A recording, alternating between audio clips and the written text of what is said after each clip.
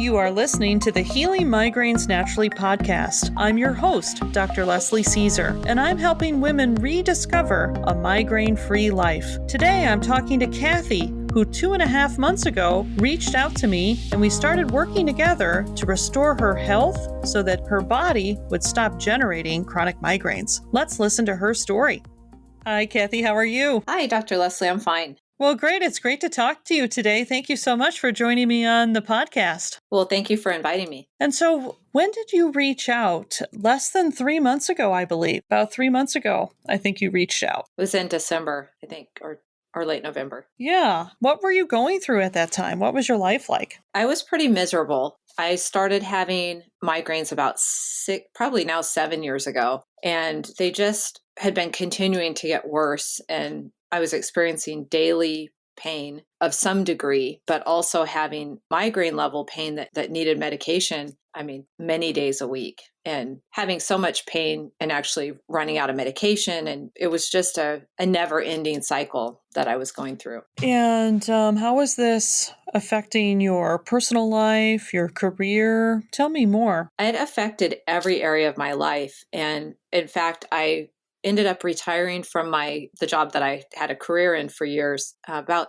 3 years early. I reached a point where I just couldn't drag myself in there any longer. And calling in sick every time I had a migraine, I just wouldn't have been there ever. So I was lucky enough to be able to leave, but still it came with a cost. My plan as a retiree was to open a dog training business, which I did. I had started before I retired, and it just ended up that these migraines started impinging onto that as well. So even though that was part-time and something I really felt motivated and happy to do, it came down to last year, I ended up stopping any training. My husband was still doing some, and I was ready to shut everything down just to tend to the migraines. Yeah. And what motivated you to reach out for help? I think I just reached a point that I decided it was time. And I had gone through many different options with regular doctors, my neurologist, a lot of ups and downs with that. I finally had a neurologist that was very caring and trying to help, but we just weren't really making progress. It was like dead end after dead end. And then also trying all the things I could find, always hoping that some supplement or something that,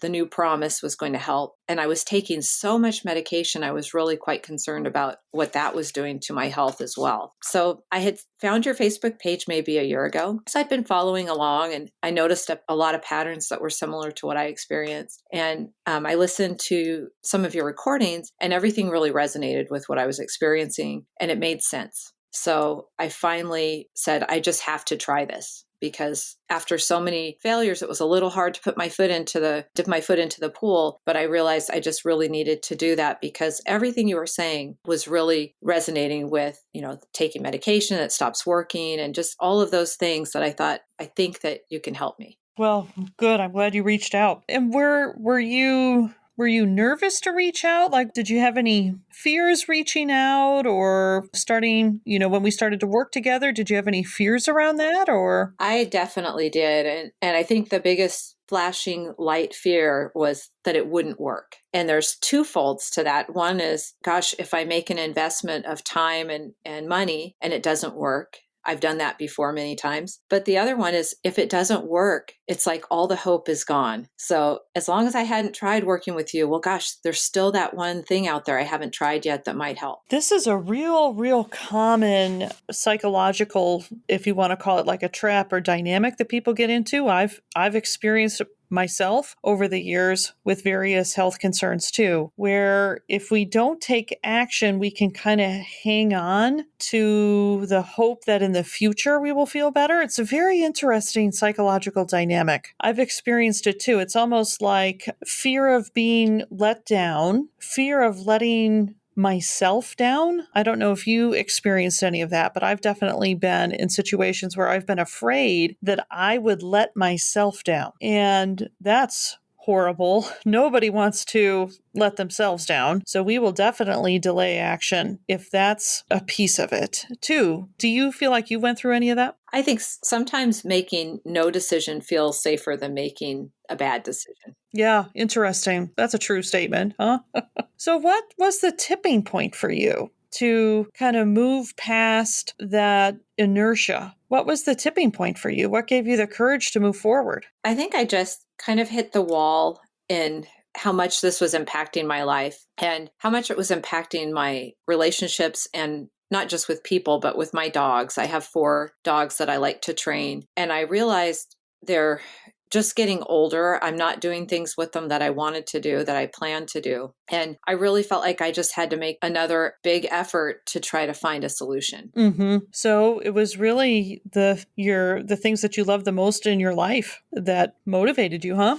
Sure. And then what was your experience working with me on restoring your health? What has that experience been like for you? And what has surprised you the most about this process? It has been a very surprising process. So I think initially, and that was part of my fears too, is like, is it going to be too hard for me to do? Or am I going to be asked to do too many difficult things and I won't be able to follow through? So I was surprised by how you helped me through each little step. So it wasn't difficult. I was able to do it even with all that overwhelming pain. And what really surprised me is how quickly I started feeling better. I was expecting I would feel as well as I do now, maybe in a year.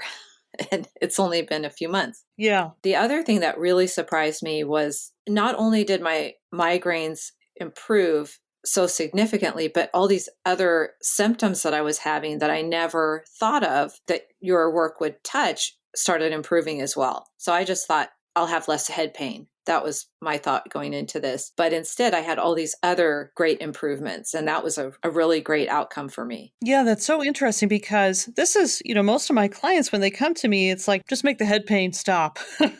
Just make the migraines go away. But when we restore our health, the body stops generating all of our symptoms. The body may not necessarily stop generating everything at the same time or at the same pace, but it's sort of like the rising tide lifts all of the boats. So other symptoms that people have, I'm expecting them to also improve if we are actually restoring health. If we are just placating symptoms or treating symptoms, just trying to make symptoms go away, then the other symptoms that we're experiencing, they're not going to do anything. They're just going to stay right where they're at. So for those of you that are listening to this and have tried a lot of things like Kathy has tried over the years, you want to start to think, okay, how am I feeling as a whole person? What other symptoms do I have? And is anything changing with them after I started taking the CoQ10 or the B2 or the magnesium or whatever it may be? We want to, when we heal, we start to feel better as a whole person as well. So I'm really glad you mentioned that. Would you mind sharing some of the symptoms that you had too? Because a lot of people don't even realize that things are actually symptoms. A lot of times people think that what they're experiencing is normal or just part of getting older. Would you mind sharing some of those other symptoms? Sure. And a lot of the symptoms I had, I'd even had an allopathic doctor tell me, well, it's your age. This is why this is happening. And so I really had no expectation that these things were all going to be connected, or at least be resolved by doing the same thing. But I had,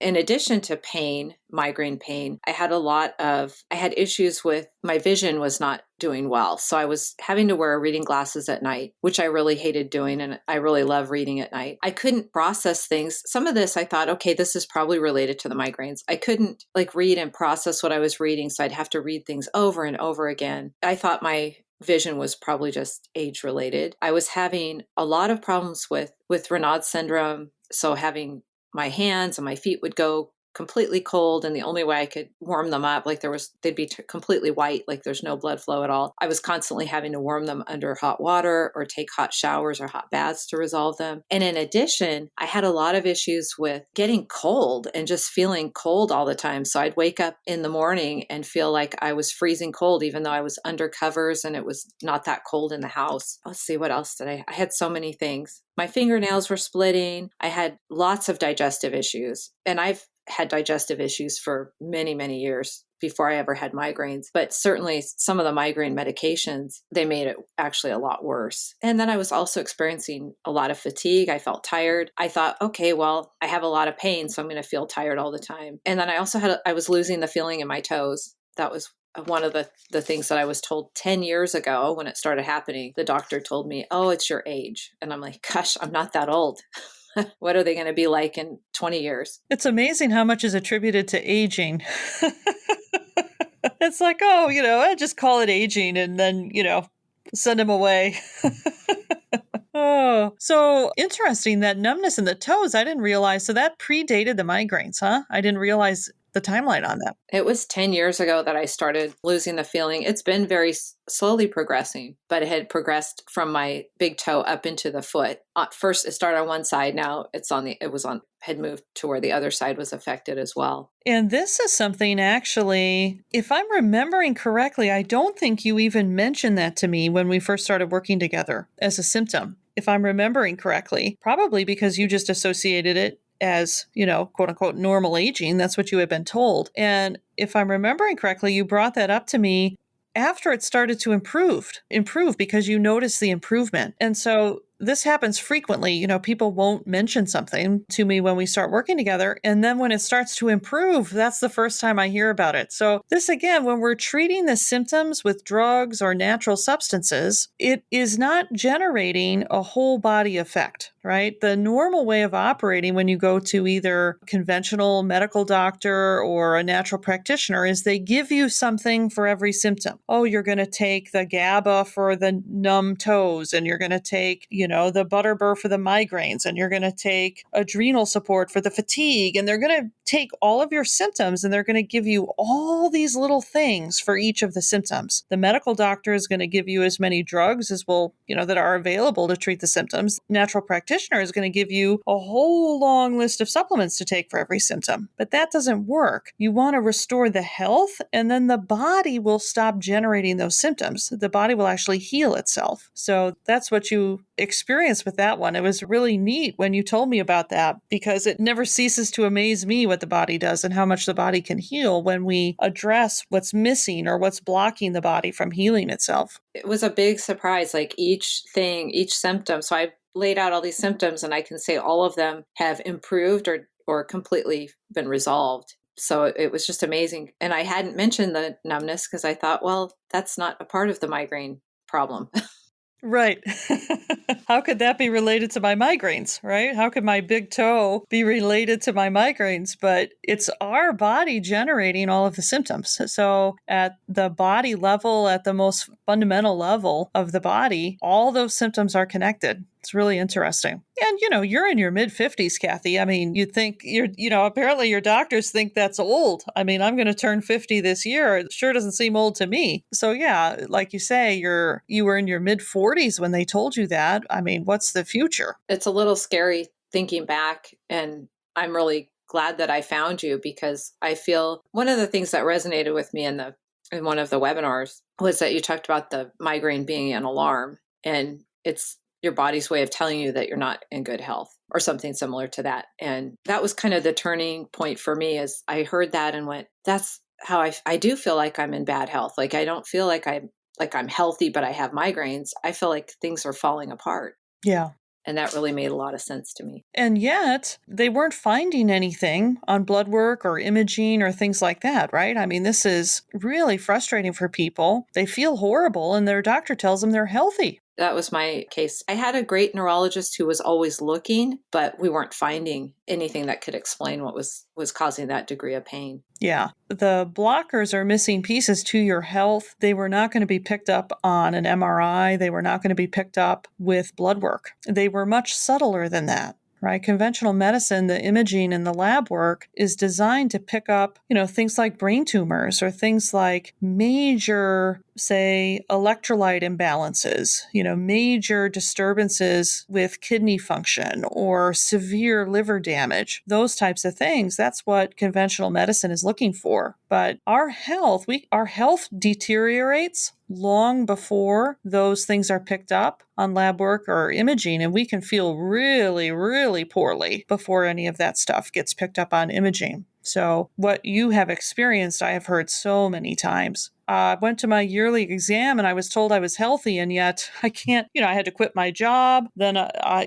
had a real passion for something. I had to quit that too. I can barely make it through the day, but I'm quote unquote healthy. Well, tell us more how you're feeling now. So every day I wake up and I don't have pain. I don't think I've woke up and actually felt in pain for quite some time. I can't remember the last time, which is a big deal because I used to wake up in pain almost every morning. And those were usually just, the start of a bad day. So I'm waking up without pain. I'm no longer, I was prior to working with you, I could blow through all of my month's worth of medications in 3 weeks. And I had to really be careful, oh, don't take it. You're not in enough pain because you're going to need it next week. And now I think in the last 2 months, I've only used medication on 5 days. That's just a phenomenal, amazing thing to me. But I have energy. I'm no longer having to wear my reading glasses at night, which is really amazing. I think part of it is my eyesight has improved. And then also I'm not having pain. So my brain isn't struggling all the time to be able to deal with the things coming in, all the stimulus that's coming in. I actually lost weight. That wasn't something that I had planned on experiencing, but that was a good thing. But I just feel really good now. I'm able to actually live. I'm actually able to plan things. And I can't tell you how many things, and I'm sure other migraine sufferers know this, how many times you've planned things, paid for tickets in advance, and you just end up losing because you can't follow through on those things. And now I know I can look at a calendar and plan something with my dogs. And I'm like, I know I'm going to be able to do it. I don't have to worry. That's wonderful. And if you don't mind sharing, when you do things with your dogs, it's, not just taking them for a walk in the park.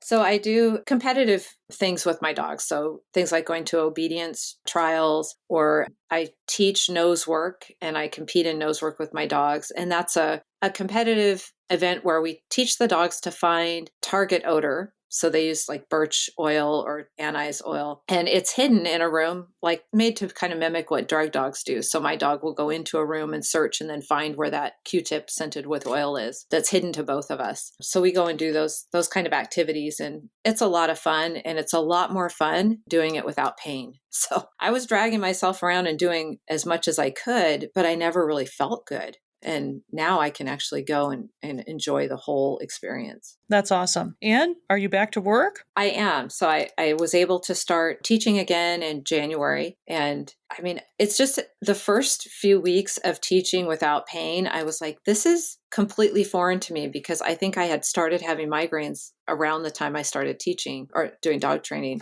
So I just remember walking around, looking at everybody smiling. I'm like, I'm really happy to be here. I can't tell you that how great it feels to actually be doing this and not be feeling the weight of feeling unwell, and knowing that after everybody left and training was over, I was going to have to go lay down. Now it's like they leave and I can attend to my own dogs and my own life. And it's a great thing. That's fantastic. Most of us, when we get a migraine, we can kind of fake it, right? We can kind of pull through, rally until the end of the workday or the end of the presentation or end of the school day, end of the class, and then we collapse, right? It's like, forget the family, forget anything else, forget about, even doing the dishes. It's like we just collapse afterwards. Yeah.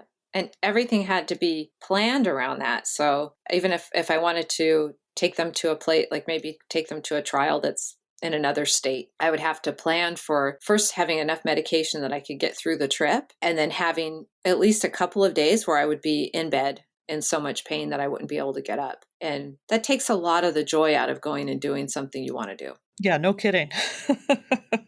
Yeah, I mean, talk about the dread. That's how dedicated you are to that sport and to your animals, to even push yourself through that ordeal just to do that with them, right? This is one of the things that really irritates migraine sufferers, because especially if they have family members that are just kind of like, what do you mean you're sick? You take an aspirin.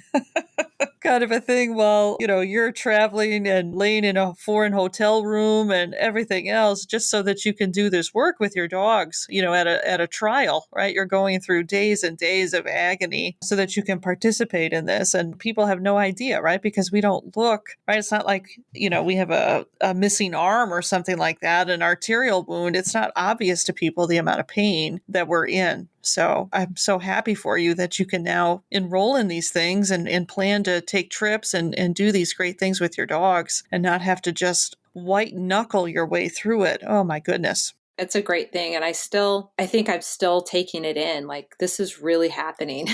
This is real. I'm just grateful for every day. Well, that's fantastic. Are you starting to make any long-term plans, or what's your hope for the future going forward now? I actually am. I'm looking at different events and things that I plan to do with my dogs. In fact, I just did something yesterday, and it's so funny. I do some of the most normal, like mundane things, and I go, wow, this was amazing.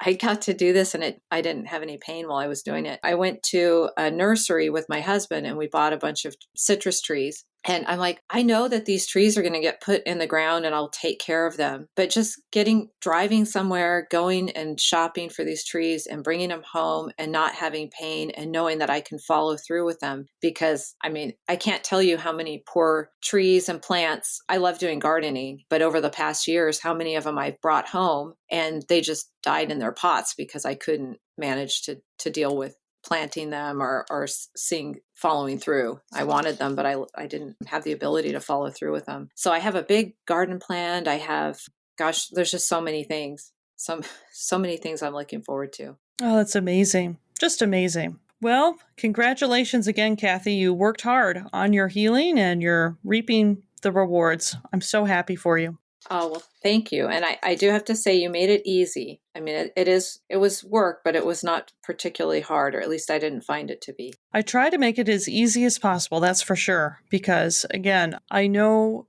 firsthand how hard it is when we are feeling so poorly, how difficult it is to think that we could even do one thing different when we barely making it through the day, right? You were just white knuckling your way through, barely making it, through the day. So how can we change in that situation? I've been there. So I always have that top of mind with my clients. What would be feasible? What would be feasible for Kathy to do? What would fit in? I knew you had a husband, right? So what would work within that, husband-wife dynamic that you have? What would be what small thing that we could do that you could be successful at where we would make progress? And when we do that over and over again, when we just make small steps towards the goal, it's amazing how quickly that builds up and snowballs and how quickly we can feel better if we just take, whatever small step we can take at the time. It really builds up. Yeah, I definitely experienced that. Well, fantastic, Kathy. Thank you so much for joining me on the podcast. I really appreciate you sharing your experience. I'm sure there's a lot of women who can relate to waking up every day or nearly every day with head pain and just, worrying, is this going to escalate? How bad is it going to get? Should I take something now? Should I take something later? Juggling their meds. So thank you so much. I'm sure this is going to be an inspiration for so many women out there. That yes, you can restore your health. You can feel better. It's never too late to take what small step you can to feel better. Yeah, I totally agree. And I'm very grateful to you that you were there and that I'm really happy that I worked with you. Just, I did not expect the results to be as amazing as they have been, but we'll take them. Yes, absolutely. Well, very good. I will talk to you soon. Okay. Thank you.